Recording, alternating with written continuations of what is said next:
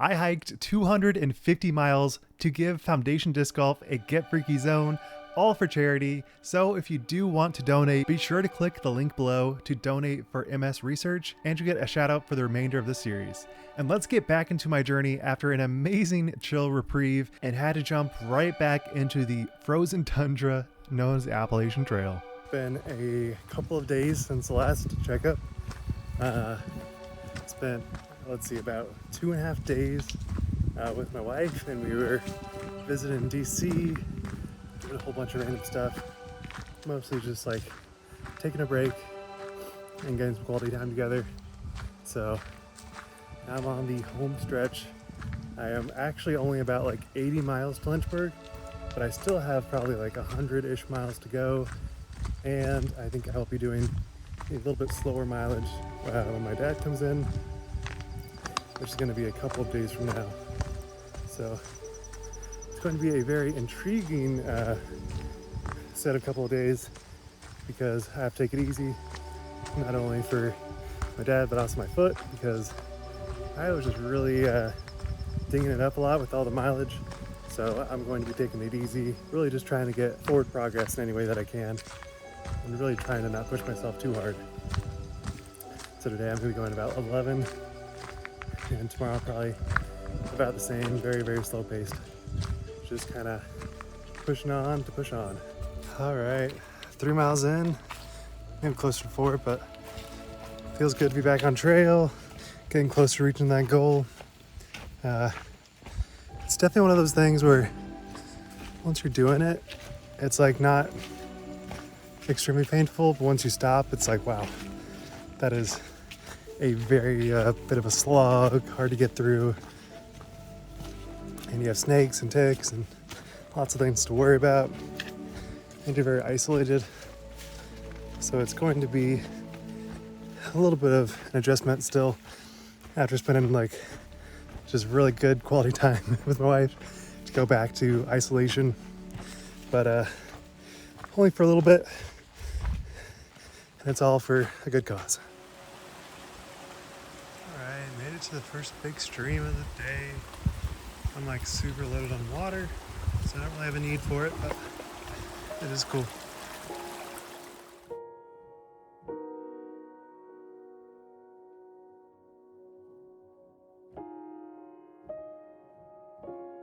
Alright, got Spam as my meal, some Gatorade. Not the most fancy, but dang, does it taste good when you're hungry. Alright, it's a very interesting night. I actually really didn't do that much, but the wind was crazy. I think I overheard some people at my shelter saying it was 25-mile-an-hour gusts. Honestly, I think it was probably more than that. It was intense. And at like 4 a.m. I heard just very what felt like could be a bear noise, could just be deer, not really sure, but it really made me wish that I packed up my food totally properly, but I did not. I was definitely getting a little lazy in the food like compartment area, so I will definitely be doing that later on this like 7 to 8 day trek, because I do not want to get any instances with bears. That is just not a great thing. But overall, very true to the trail. You never know what you're gonna get, and it was a very intense night. But still, besides being cold, wasn't too bad. Just couldn't hear anything with the wind. But on we go. At the start of my trail, there was basically no leaves falling, and now about 10 days in, all you can see is leaves, which is pretty cool.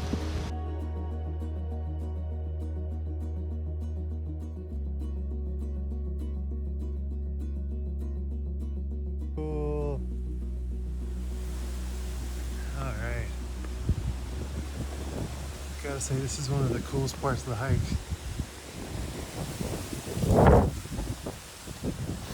It helps that it's like totally isolated, and we're on the edge of a rock face.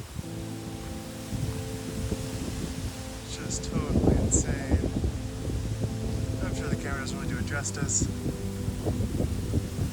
but madness. And I'm drinking here the wind. It is windy and cold. But wow. Let's get a zoomed out view. So unbelievably cool. I kind of like the overcast setting. It actually makes it look pretty cool too. Alright, definitely the least good looking water I've had so far. It looks like just a tiny little puddle, but it's what we got. The nice thing is you can just submerge it. Well, I was hoping you could submerge it, but there's no great way to get it totally full. This is what I'm gonna cook with.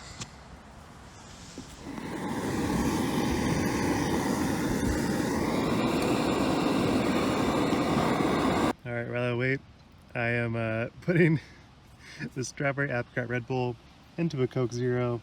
Definitely don't recommend it, but it's kind of just what we had left over for our DC trip. So I'm not a fan of large amounts of caffeine, so I'm just gonna try to drink a little bit each day and then use this as a water bottle. But yeah, kind of ridiculous what I'm doing right now. All right, got more of that good old slop. This time I have some Cajun seasoning. I think that should improve texture and flavor a little bit. But yeah, it is what it is. Looks like there's a bunch of meat with a little bit of noodles, but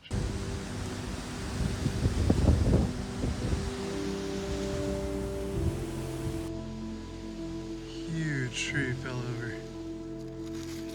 Man, something about this section is just brutal. There's leaves everywhere and everything is just a sharp rock. Which, when I'm trying to get back and not hurt my foot, is definitely not what you want to see. But making progress, and I still only have like 4 miles left on the day, and it's only like noon, so I can just take it easy. Alright, get out of the rocky abyss. Hopefully, getting to cross the road,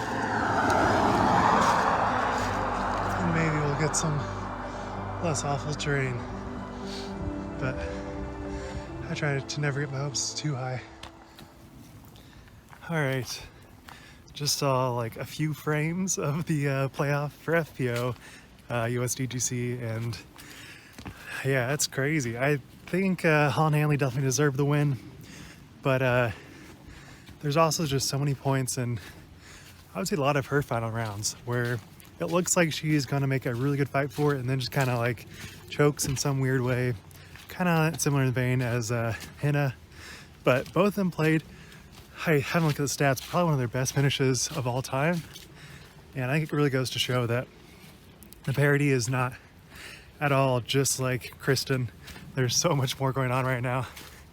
And I'm very happy to see that it's not just Kristen. I do feel for Kristen on hole 17, missing the line, but that's just kind of the way it goes. And there's basically no world where anyone is just going to play perfectly on hole 17. But for Holland to really fall short on hole 18, that would have been just so tragic to have her not win. So I think it was definitely a good way to end it, to still have her on top. And really a sneaky finish from Kristen, honestly, because I thought she was basically out of it. She was like 6th place after round 2, I think. So to have her nearly win, like going to playoffs, is just totally bonkers. But really excited to see MPO whenever that may come. May not be for a while because I have no reception, and I saw like every 3rd second of the playoff hole, so I'm sure I actually missed some more stuff. But definitely excited for Holland Hanley to get her first, I guess this isn't a major because throw pink, but close to a major. She's been well deserving for a while. And honestly, I thought she was going to win like 3 or 4 events this year, but she just fell short. And now she's finally breaking that curse. And I'm very excited to see how the future of FPO looks next season with so much parity, maybe Katrina being back, maybe Paige being back. It's going to be electric. So excited to get a regular trail again, not a bunch of rocks. My foot is very appreciative, and there's a bunch of cars. Very interesting. I have no clue where I am, so I'm probably in like a major park area. Alright, I've been very bad about documenting today, but I was going to stop at 12 miles, which would have been great, would have been good rest, but I get there and no reception. And I'm kind of in a place where I need reception because I'm trying to coordinate stuff, make sure that I meet up with my dad properly. I need to make sure that I tell my wife that I'm not dead. So, had to keep going, which is fine. But it also means I'm gonna put extra strain on my body, and I need to make sure that I'm not going too far because it's very difficult to meet up with anybody on the trail because there's just a couple of parking lots, and in order to meet a parking lot, you have to decide, are you going to like be ahead of them, behind them, are you gonna go backwards on the trail? So I had to sort some stuff out. Got it all sorted out, but right now I'm trying to like rush the shelter because it's already pretty late in the day. I know a lot of people hike at night and it's no big deal, but I'm definitely not that way. I get super nervous at night, so I like to make sure that everything is squared away. I'm not really worried about like being stranded, but I just want to make sure I have everything sorted. So right now I'm rushing. Look at that stream, so cool. Got about a mile left, and my goodness, this is no joke. I thought it would be easier because it's like an alternative route, but it's actually probably the most tricky, complex hiking I've done this entire 250. So mistakes were maybe made, but I get to a more direct route, so I can't complain too much. My goodness, these hills and the cliffs were just super, super technical. But we made it, almost.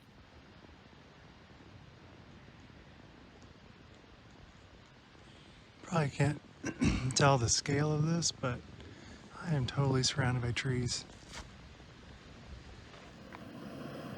Alright, got instant potatoes. Doesn't look the best, but I heard so many good recommendations about it.